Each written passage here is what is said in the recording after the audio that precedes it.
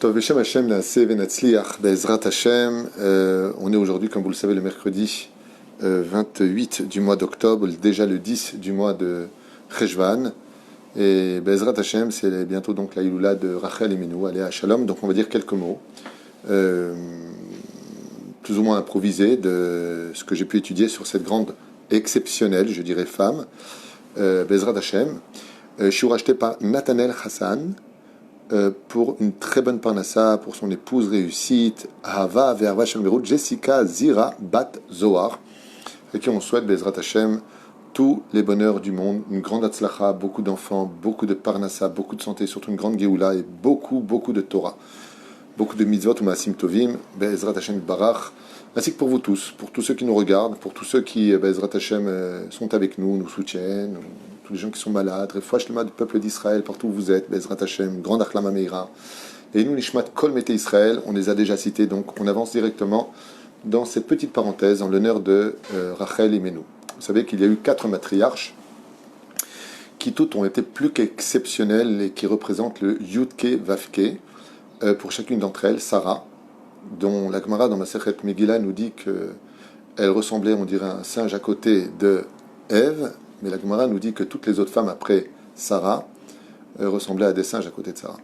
Donc, elle est la plus belle des femmes. Mais la Gemara nous parle de 4 femmes exceptionnelles qui étaient d'une très très grande beauté, alors que la Torah, elle, nous parle d'autres femmes qui avaient une beauté encore exceptionnelle. Et une d'entre elles, c'est Rachel Imenu. Rachel était d'une beauté hors du commun, Yefatoar Vifat Mar'e. Elle était extrêmement belle. Elle était d'une très très grande pudeur. Réincarnation de 2 âmes spécifiques, celle de Ève et celle de la femme de Hevel. Hevel avait 2 femmes et elle était une d'entre elles. Tandis que Léa, par contre, elle vient d'une autre force, puisque Léa n'est autre que la conception de la réincarnation de Lilith qui fera Teshuvah.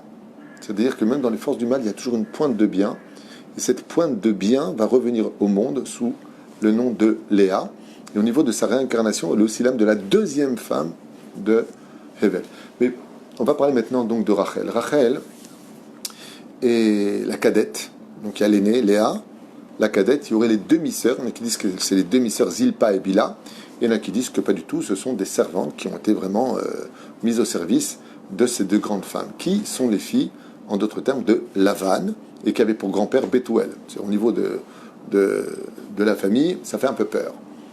Rachel est née dans une kedusha hors du commun. Depuis sa naissance, elle est née avec une lumière sur le visage, une pudeur hors du commun, mais surtout un travail d'émidot qui feront d'elle, comme c'est marqué, Verachel Akara. Akara veut dire qu'elle était stérile. Mais si vous regardez les lettres du mot Akara, stérile, on peut les lire ici comme étant Hi Aikarit, c'est-à-dire elle était la principale. Et jusqu'à aujourd'hui, que ce soit pour les réparations du peuple d'Israël, pour sauver le peuple d'Israël, le nom qui revient le plus souvent dans la bouche de toutes les générations qui ont traversé l'histoire, c'est le nom de Rachel. Rachel est un personnage vraiment spécial. En quoi est-elle spéciale? Au niveau de sa personnalité.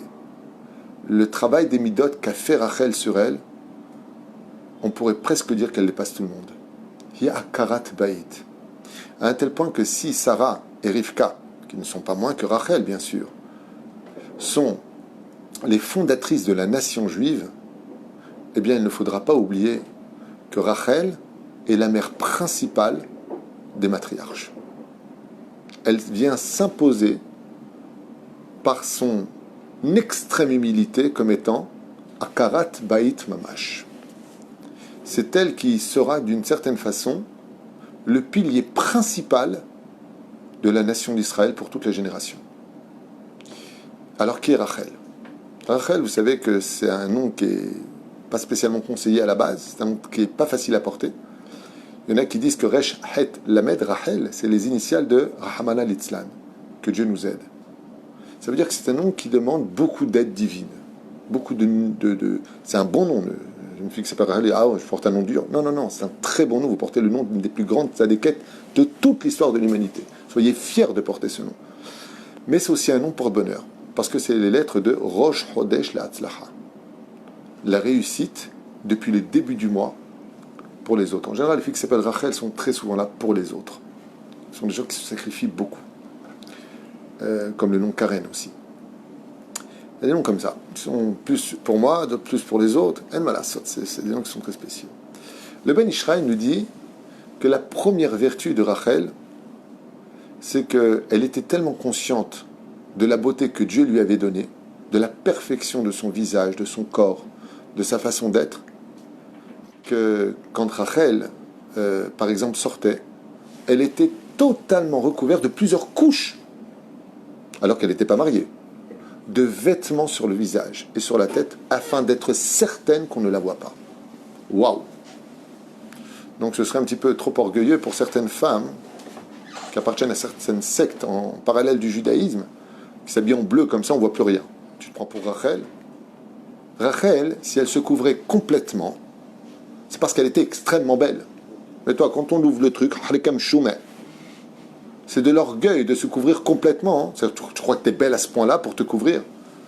Rachel, dit le Ben Ishraï, comment se fait-il que Jacob l'ait-il embrassé quand il l'a vu? Comment est-ce qu'un homme aussi pur que Jacob, il peut embrasser une femme? Qu'est-ce que tu fais de Shomer Negia?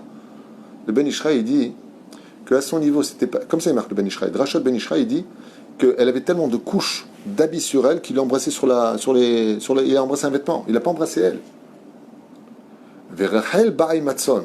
Mazel ba'imatson. Elle vient avec le troupeau.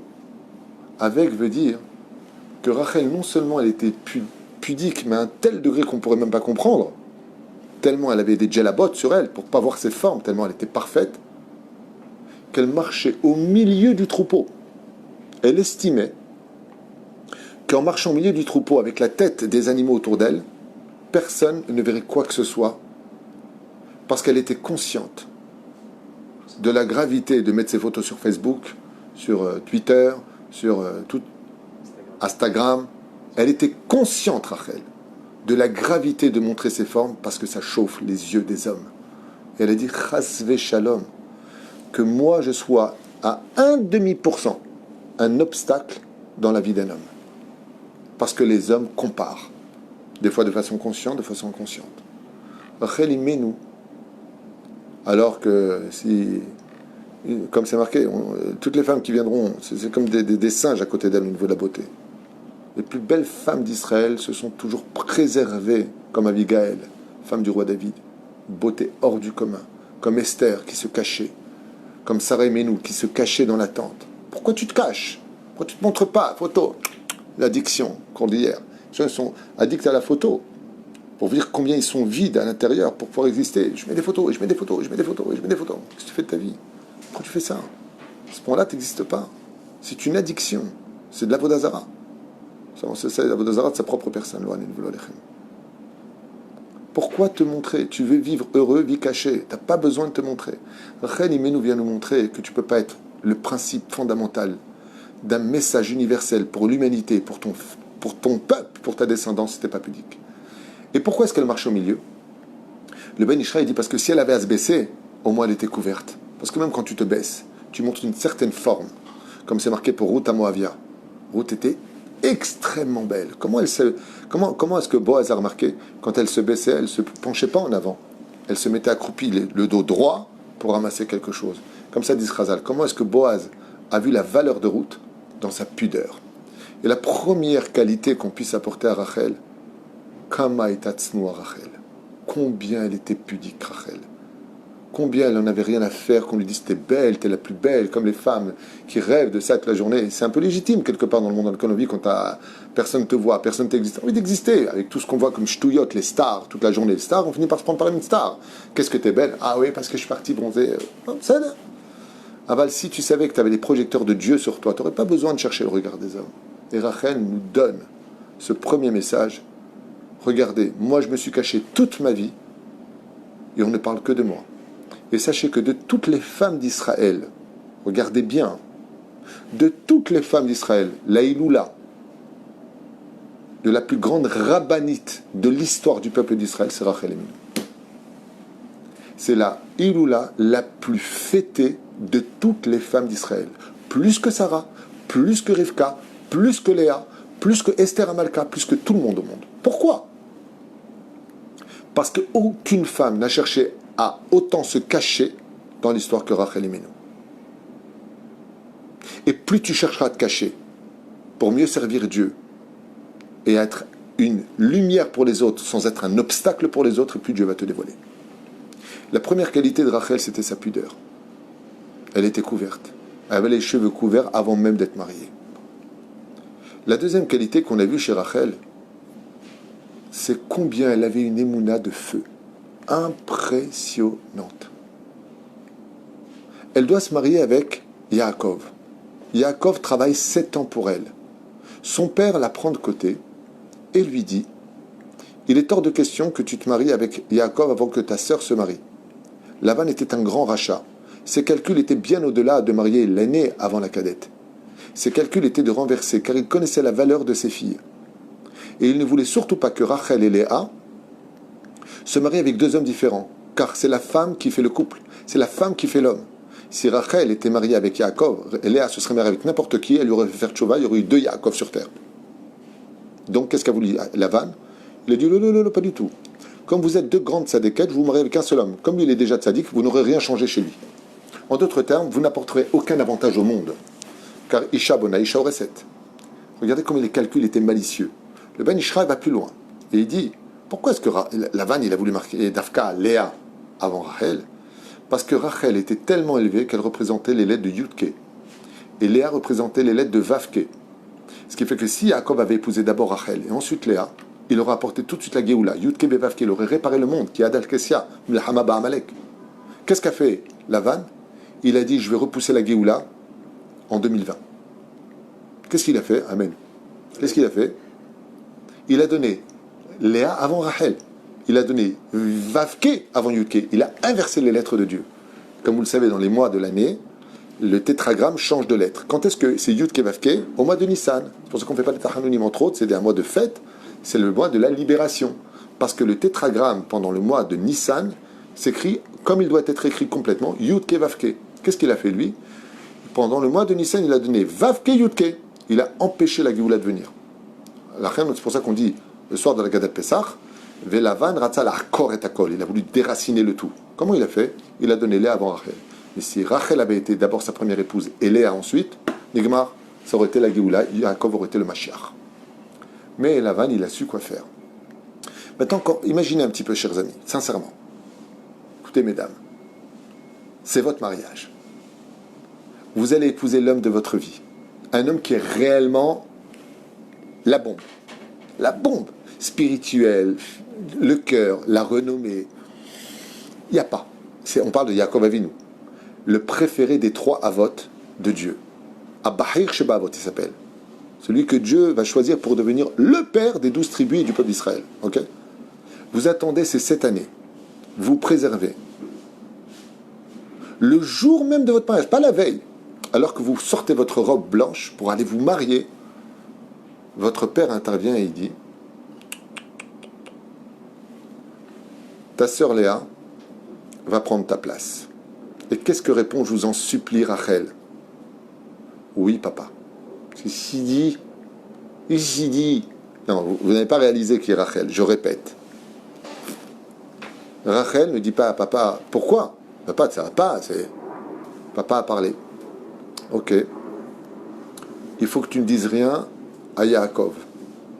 Oui, papa. Tu vas lui mettre toi-même la robe à Léa, pour qu'elle n'ait pas de doute, car elle savait que tu devais te marier avec Yaakov, mais je n'ai jamais donné mon accord devant elle. Ce qui fait que Léa est rentrée en toute innocence, étant persuadée que parce qu'elle a prié Dieu de se marier avec un tzaddik, c'était légitime d'avoir sa place. Rabota, écoutez bien ce que je vais vous dire.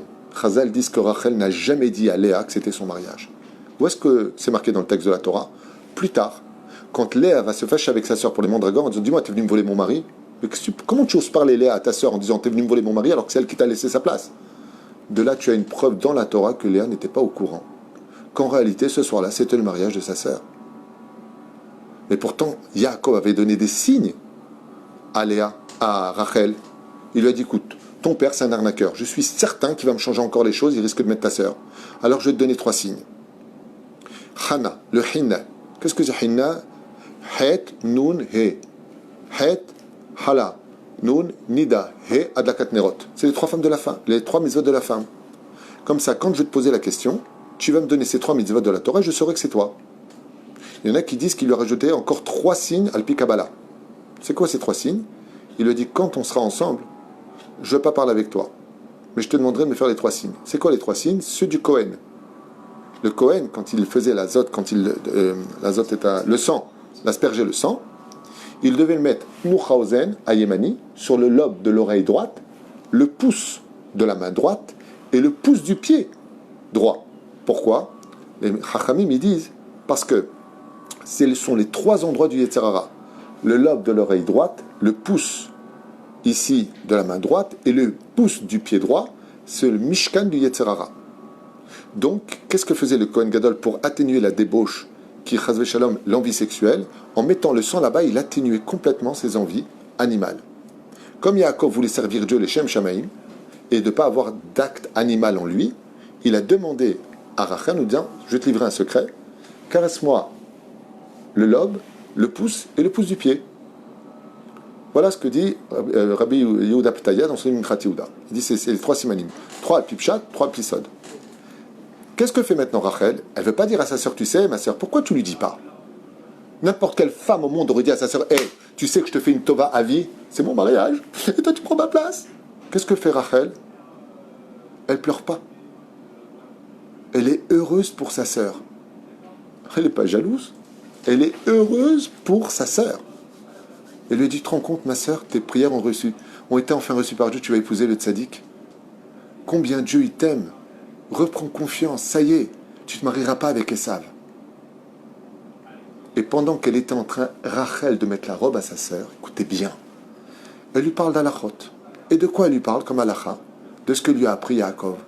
Elle lui dit, tu sais, il y a 3 mitzvot chez la femme. Elle devrait faire chala, parce qu'elle a été la première chala du monde, elle a été prise de l'homme, en tant qu'humaine. Adam a été pris de la terre. Il y a la chala, et il explique les lois de comment prélever la chala. Trumot ou masrot.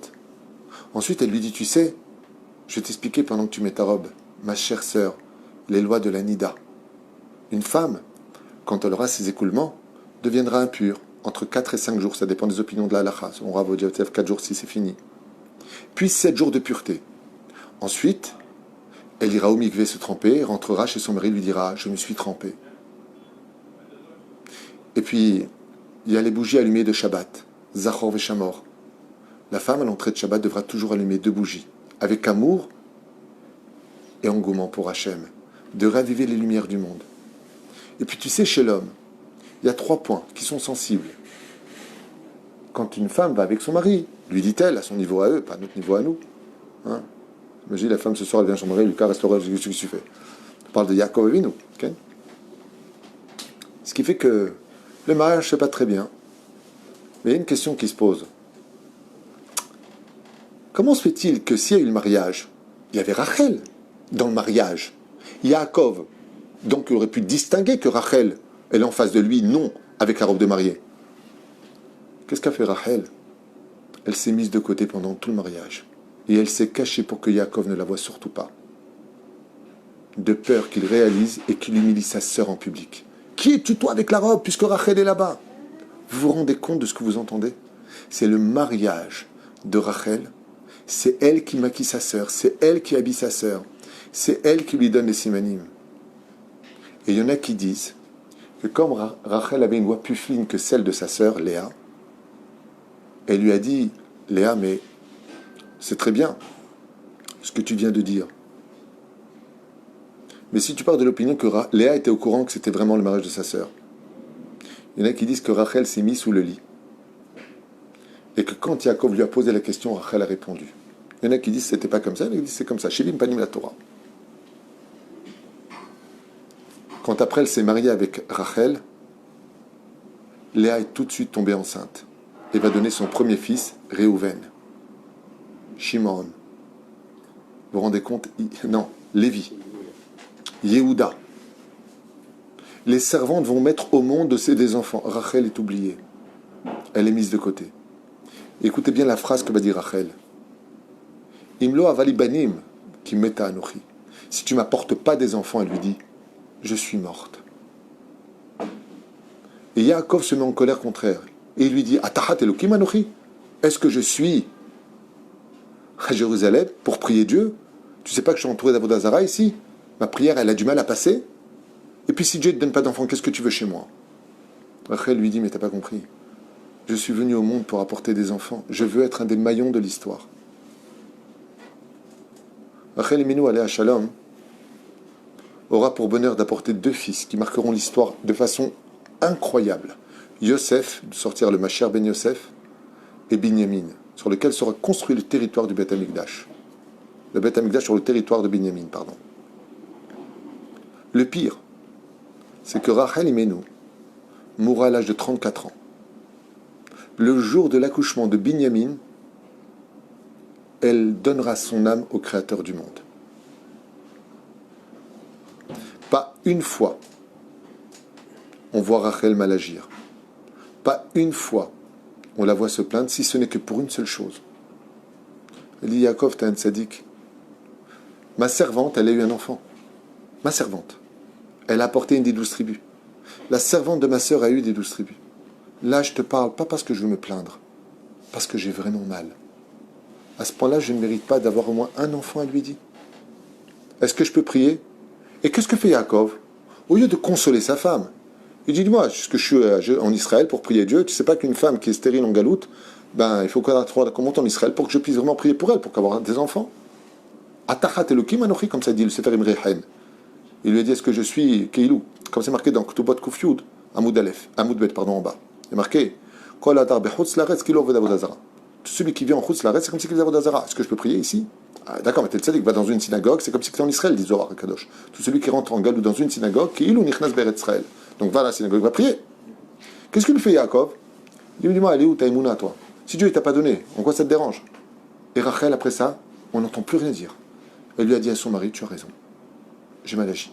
Waouh! Waouh! D'où tu trouves ça? D'où? La plus belle femme du monde, le mal. Pas un mot! Et en plus, sa sœur lui dit, dis-moi, t'es venu me voler ton mari, mais j'aurais mis une claque dans la tronche. Mais t'as pas honte? Je vais te raconter une chose, Léa. Tu sais que quand je t'ai mis la robe, c'était mon mariage. Qu'est-ce qu'on a vu tout à l'heure dans Pirkei Avot? Al tahzik tov al atzmacha. Tu as fait du bien, ne commence pas à prendre le joker en disant, moi j'ai fait du bien dans ma vie. Pas une fois Rachel a dit, c'est grâce à moi, c'est par mon mérite, parce que moi j'ai accepté, si j'avais pas annulé. Rien! Rachel Imenu. Vous vous rendez compte de qui est-ce qu'on parle? Une question qui est posée pour le mariage de Rachel. Ken. Il n'y avait pas des témoins, il n'y avait pas pour sur la Ketouba, il n'y avait pas. C'est pour ça que depuis, le Khatan a le devoir de venir voir le visage de sa femme et de lui mettre la Nouma. C'est depuis cette histoire de Yaakov Avinu qui n'a pas vu le visage. Pourquoi il n'a pas vu le visage? Parce que Yaakov n'a vu qu'une seule fois Rachel dans sa vie, le jour où il l'a rencontrée. Quand ils ont conclu le mariage, Yaakov a dit, j'ai plus besoin de te voir. Pourquoi? Parce que si Dieu unit les couples, pas besoin, c'est comme les couples Haredim, quand ils se rencontrent 1 fois, 2 fois, 3 fois, 4 fois, 5 fois, on voit que c'est bon, on est d'accord sur les principes de la vie, on est sur le même diapason, mitratnim. Pourquoi? Parce que le vrai visage de l'un et de l'autre, on le découvre de toute façon qu'après le mariage. Donc à quoi ça sert d'essayer de vivre ensemble et de faire des bêtises? Au contraire, tu couches avec une personne avant le mariage, tu vis avec, tu fais des bêtises, quand tu te maries, tu devras payer toutes les fautes qui ont été faites avant. Chaval, pourquoi t'endetter spirituellement vis-à-vis de Dieu alors que Dieu t'a donné que du bonheur? Chaval. Il n'y a pas de garantie pour les couples. Alors ça ne veut pas dire je rencontre, je me marie. Mais rencontre, fais tes enquêtes, pose des bonnes questions, c'est bon, perds pas ton temps, marie-toi. Puisque vous croyez quoi? Que les couples qui sont rentrés sous la choupa, ils ont dit, dis-moi, chez Super on divorce dans 15 ans? Personne n'est rentré sous la choupa dans l'intention de divorcer dans l'absolu. Donc il n'y a pas de garantie au mariage. Et pourtant, il y a pratiquement autant de divorces que de mariages. Après, dans la Torah, on a confiance en Dieu. On a confiance en Dieu. Dieu nous a unis, on fait nos vérifications, on se voit. Après, ça n'a plus besoin. Pourquoi? Après, tu cites ton Yitzhara, tu te vois, et tu te revois, et tu te revois. Diminue. 2 fois par semaine, tu te vois, Bezrat Hashem. Pourquoi après tu te chauffes? Quand tu aimes quelqu'un, après tu as des envies, tu es moins concentré à l'étude de la Torah. Ah ben, ça c'est l'assimilation qui nous a rendus comme ça. Tu dis ça aujourd'hui à des gens traditionnels, ils te disent c'est un malade ce mec. Vous avez raison, c'est juste 2000 ans d'assimilation qui nous a rendus comme ça. Avant c'était pas comme ça. Avant c'était pas comme ça. Et avant il n'y avait pas de divorce, comme aujourd'hui. Il y avait, mais pas comme ça. Pas autant de divorces. Avant on avait plus confiance en Dieu qu'en notre propre jugement intérieur. Même si j'ai fait un cours qui s'appelle Pourquoi le mariage, pourquoi le divorce, moi je dis qu'aujourd'hui il faut enquêter vraiment sur les gens. Mais une fois que tu as enquêté, hey, chinois, qu'est-ce que t'attends? Le déluge? Oui, mais il faut que je goûte le fruit interdit. On ne sait jamais. Peut-être que c'est pas ça. La Torah, elle te dit, envoie ta sœur. Tu veux savoir comment elle est physiquement? Envoie ta sœur voir. Comme ça, dit la Gemara. Ah, t'as besoin d'aller voir toi? Ouais, mais je voulais voir si ça fonctionnait bien entre nous. Tu comprends? Love story. Chaban. Tu fais juste un Issour Chamour. En tout cas, Rachel et Yaakov, ils n'ont pas connu tout ça. Il a vu qu'une seule fois, Ben Gemara Sipour. Et il s'est marié avec. Rachel décède. Et Rachel sera enterrée Be'erech Ephrata hi Bethlehem. À Bethléem, on dit en français, elle sera enterrée là-bas. Ce qu'il faut savoir, et je finirai avec ça pour honorer Rachel et Menou aléa Shalom, c'est que quand les Juifs sont descendus en Babylonie, emmenés par Nebuzradan, ministre des cuisines de ce grand bourreau qui était Nebuzradan de Nabucodonosor, accompagné de loin par Yecheskel un Navi, les tzadikim du monde d'en haut, Avraham, Yitzhak, Yaakov, Yosef, David, tous sont venus devant le Créateur du monde supplier Hachem de pardonner aux enfants d'Israël l'idolâtrie, l'inceste et le meurtre, les humiliations. Zcharia, un Navi, venait d'être assassiné à cette époque, le prophète Zcharia. Et Dieu n'a accepté aucune prière et demande de tous les tzadikim qui se sont présentés. Personne n'a été accepté. Dieu était, entre guillemets, fâché. Il y a une toute petite âme dont la lumière était intense, qui est pénétrée devant Dieu. Et il lui a dit, Maître du monde, n'est-ce pas mes enfants que tu emmènes en captivité dans ce pays impur qu'est la Babylonie? Dieu lui dit oui, parce qu'ils ont fauté. Et Rachel, cette âme si pure, dit à Dieu à ce moment-là, et alors? Un fils, ça reste un fils même s'il a fauté, non? Et elle lui a dit oui, mais je suis obligé de les sortir d'Israël, car ils font de l'inceste, de la vodazara, du meurtre. Regarde comment ils se comportent. Et il lui a dit, et selon quelle midote, toi, Hachem, tu te comportes avec eux? Dieu leur a dit, je suis un Dieu jaloux. Pourquoi est-ce qu'ils travaillent d'autres dieux alors que c'est moi qui les ai fait sortir du pays d'Égypte et leur ai tout donné Rachel? Et Rachel, à ce moment-là, dans une grande humilité, va dire à Dieu, Maître du monde, moi, le jour de mon mariage, alors que j'ai attendu 7 ans, en priant et en te remerciant tous les jours, Nishmat Kol Chai, pour m'avoir donné un tel mari, j'ai mis la robe à ma sœur. Je me suis caché pendant le mariage. Et j'ai pleuré de joie derrière les rideaux parce que ma sœur était heureuse. Est-ce que j'ai été jalouse en tant que femme alors que la nature d'une femme est empreinte de jalousie? Oufren dit Rachel avec beaucoup d'humilité et devant Hachem, est-ce que moi, qui ai vu mon propre mari se marier avec ma propre sœur, j'ai été jalouse une seule seconde dans mon cœur, ou est-ce que j'ai été heureux pour ma sœur? Dieu à ce moment-là lui dit Rachel, je te jure que je ramènerai les enfants d'Israël en Eretz Israël par ton mérite, et qu'ils repasseront par Bethléem, et que chacun d'entre eux embrassera ta tombe quand il reviendra en Israël. Rachel, jusqu'à la fin des temps, se lèvera devant Hachem pour défendre les enfants d'Israël. Lisez combien d'histoires ont eu lieu avec Rachel, de ce qui s'est passé, je crois, à Hebron ou à Haza, je ne me rappelle plus. Il y a quelques années seulement de cela, une dizaine d'années, où des soldats devaient rentrer dans une maison d'un terroriste et ils ont vu une femme apparaître. Je parle de soldats d'Israël, je crois que c'était les Givati. Et au moment où ils ont voulu rentrer dans la maison, il y a une femme qui est apparue devant eux, complètement couverte, et qui leur a dit non, mes enfants, surtout ne rentrez pas, regardez au-dessus de vous. La maison est piégée, il y a un fil. Contournez-la.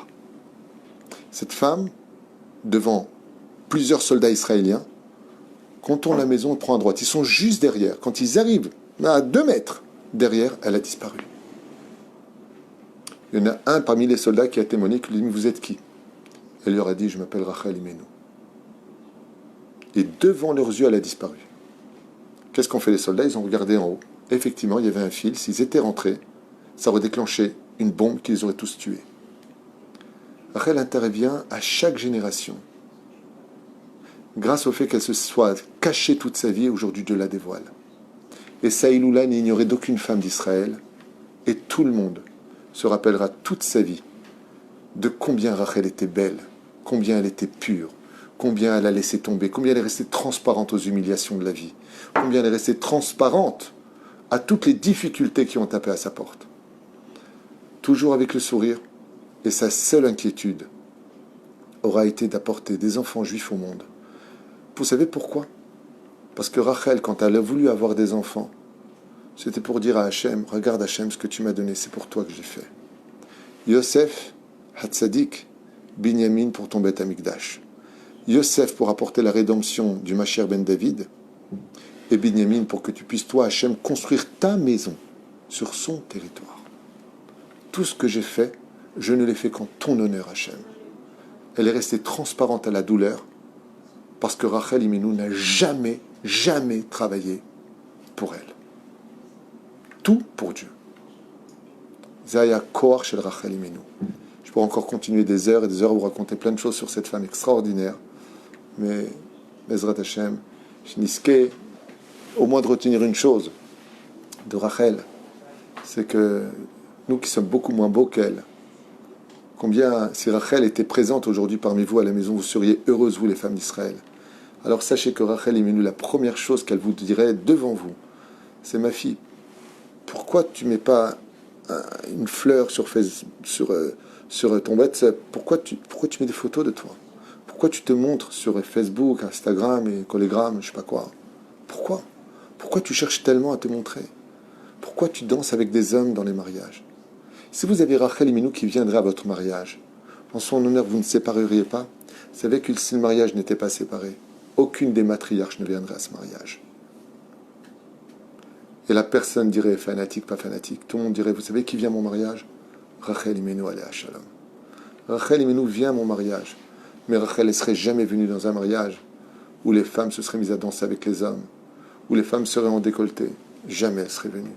Au contraire, elle pleurerait devant Hachem pour que les filles d'Israël prennent conscience qu'elles ont eu pour mère une femme aussi élogieuse que Rachel Imenu aléa shalom. Wa Hachem tenachena began Aiden Elyon, et qu'elle prie toujours pour nous jusqu'à la rédemption finale. Bevogel tzedek bimera bemenu amen ve amen.